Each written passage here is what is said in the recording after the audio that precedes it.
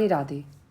आइए जानिए परिवर्तनीय एकादशी की व्रत कथा। अर्जुन ने कहा श्री कृष्ण से, हे प्रभु, भादों की शुक्ल पक्षी एकादशी का क्या नाम है तथा उसका व्रत का क्या विधान है? उस एकादशी के उपवास को करने से किस फल की प्राप्ति होती है? हे कृष्ण जी, कृपया करके ये सब समझाकर हमें बताइए। श्री कृष्ण ने कहा, हे पार्थ, भाद्रपद मास की शुक्ल पक्षी एकादशी को परिवर्तनीय एकादशी कहते हैं। इसे जयंती एकादशी के नाम से भी जाना जाता है।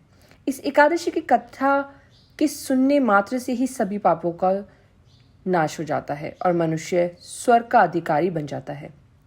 इस एकादशी की कथा से नीच पापियों का भी उद्धार हो जाता है। जो मनुष्य इस एकादशी के दिन भगवान श्री वामन रूप विष्णु भगवान की पूजा करते हैं, वह तीनों देवता अर्थात ब्रह्मा विष्णु महेश का आशीर्वाद प्राप्त करते हैं।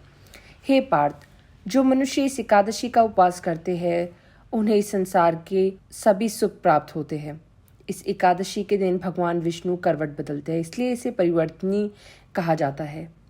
यह सुन विमस्त होकर अर्जुन ने कहा, हे श्री कृष्ण, आपके वचनों को सुनकर मैं भ्रम में पड़ गया हूँ कि आप किस प्रकार सोते होंगे, करवट बदलते होंगे। भगवान श्री कृष्ण ने कहा, हे कुंती पुत्र अर्जुन, अब तुम समस्त पापों का शमन करने वाली इस कथा का ध्यानपूर्वक सुनो। श्वेत युग में बाली नाम का एक असुर था। वह अत्यंत दानी, सत्यवादी तथा ब्राह्मणों की सेवा करने वाला था। वह सदा यज्ञ, तप आदि किया करता था। अपनी इसी भक्ति के प्रभाव से वह स्वर्ग में देवेंद्र के स्थान पर राज्य करने लगा। देवराज इंद्र तथा अन्य देवता इस बात को सह नहीं कर सके और भगवान श्री हरि के पास जाकर प्रार्थना करने लगे। अंत में मैंने वामन रूप धारण किया और तेजस्वी ब्राह्मण बनकर बालक के रूप में राजा बाली पर विजय प्राप्त की। यह सुनकर अर्जुन ने कहा, हे श्री कृष्ण, आपने वामन रूप धारण करके उस बाली को किस प्रकार जीता? कृपया करके यह विस्तार पूर्वक बताइए। श्री कृष्ण ने कहा, मैंने वामन रूप धारण करके राजा बाली से याचना की, हे राजन, तुम मुझे 3 पग भूमि दान दे दो, इससे तुम्हें 3 लोक के दान का फल प्राप्त होगा। राजा बाली ने इसे छोटी सी याचना को स्वीकार कर लिया और भूमि देने को तैयार हो गया। जब उसने मुझे वचन दे दिया तब मैंने अपना आकार इतना बड़ा बना दिया कि भूलोक में पैर, भुवन लोक में जांघा, स्वर्गलोक में कमर, महलोक में पेट, जनलोक में हृदय, तपलोक में कंठ और सत्यलोक में मुख रखकर अपने शीश को ऊंचा उठा दिया। उस समय सूर्य, नक्षत्र, इंद्र तथा अन्य देवता मेरी स्तुति करने लगे। तब मैंने राजा बाली से पूछा कि हे राजन, अब मैं तीसरा पग कहाँ रखूं?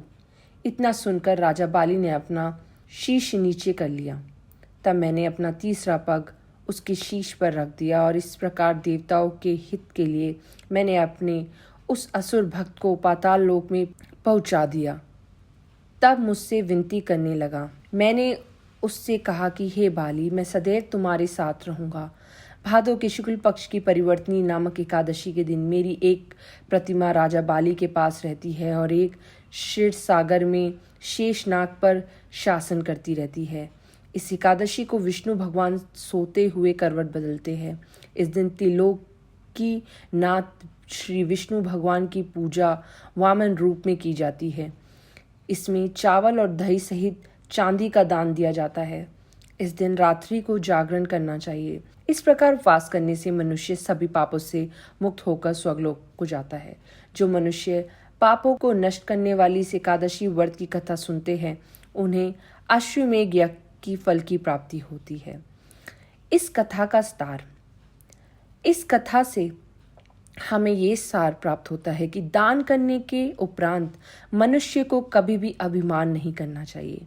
राजा बाली ने अभिमान किया और पाताल को चला गया। इससे इस बात का भी बोध होता है कि अति हर कार्य की बुरी होती है। राधे राधे। जय श्री कृष्ण। जय एकादशी माँ।